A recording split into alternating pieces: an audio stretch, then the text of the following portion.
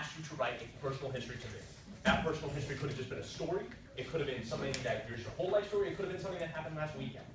What I'm asking you to do today for these 3 questions right here is I'm asking you to consider. I'm asking you to consider how that story might change based on who you write it to. So for that first question, if you wrote that letter to your classmates and sent it to me, how would your language, how would the words have changed based on who you were writing to? That first question is asking your classmates or celebrities. That second question is asking, let's say somebody wrote about a story that they got in trouble. Let's say you wrote that to your mom or to another sibling or whoever it was. How would it change based on who is writing the story? Take 3 minutes right now to put something down on paper. It does not need to be in complete sentences. Just be prepared to talk about it in front of your classmates, okay? 3 minutes, you need to answer all 3 scenarios, not in complete sentences, okay? Go ahead. Thank you, Roman, for getting started right away. I appreciate it. Good, Joshua. I see Gabriel thinking about what he wants to write before he writes it. That's perfectly fine. What's up, Jake? Okay.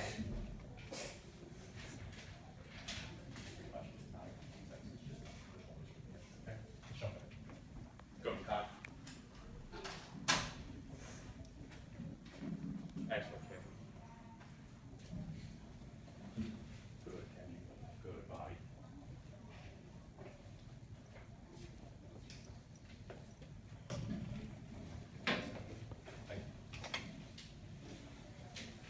Come back in a minute and a half. Again, it does not need to be complete sentences. Please just make sure you have something written down to talk about with your classmates. That's all.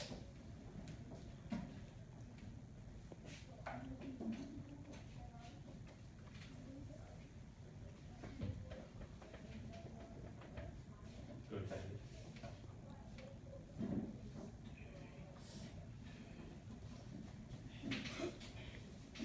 1 minute.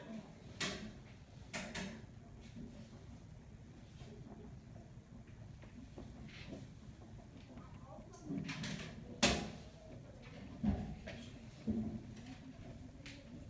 30 more seconds.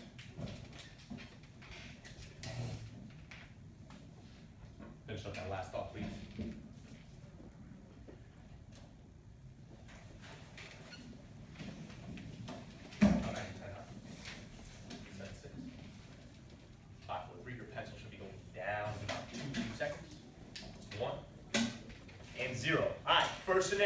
First scenario. Whatever you wrote to me, I'm not asking you to share that. You don't actually have to share your personal history. Sometimes it might be something that's like very personal. But I want you to talk about how that information might have changed based on who went to your class. So I'm looking for a hand. I'm looking for a hand here to tell me. I see Larry's got one up, Bobby's got one up, but I can wait for a few more. I see Jason, Danielle, good.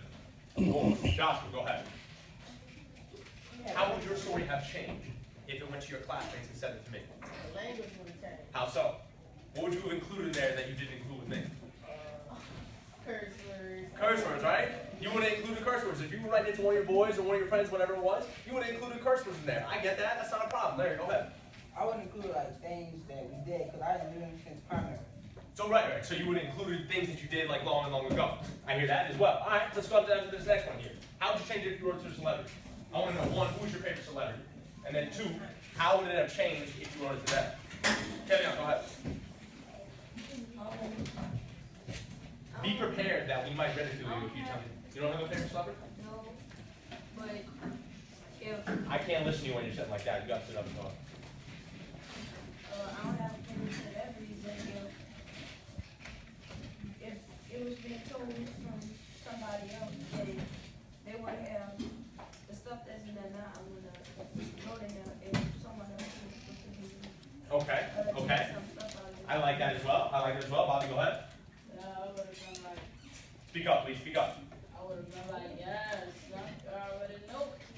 And that, of course, my part. That's a classic Bobby response. All right. Second scenario. I'm looking for something specific here, and some of these words happen to be on the board over on the right-hand side.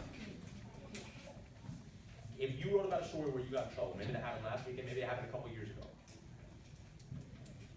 and you wrote that story, how would the perspective have changed if your mom wrote the same story? Or maybe if your sibling who got in trouble with you, how would that have changed?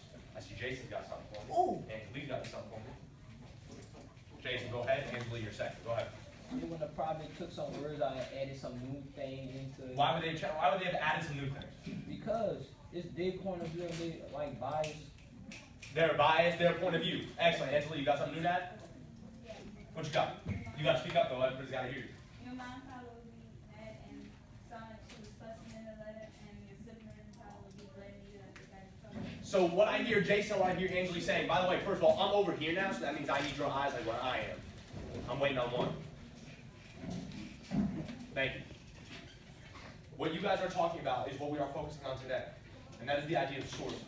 And what I want to say about sourcing is usually whenever I ask somebody about sourcing, what they tell me is, oh yeah, I put primary or secondary source on the top of the document. That's not what sourcing is. Sourcing is understanding the interaction between these four words. And I'm going to explain them to you right now through an example. My author has a perspective. Every single author that you read, whether it's through Facebook or whatever it is that you're listening to, they have a perspective of what they're looking at. Those perspectives sometimes can be biased. They can lean one way or another depending on how that person feels. And if they lean too far one way, you know that perspective is unreliable. Or if they don't lean one way, you know that perspective is reliable. Let me give you an example. Still waiting on a couple eyes. Just one pair of eyes. Thank you. When I talk about LeBron James, am I a reliable perspective to talk about LeBron James? No. No, I'm not.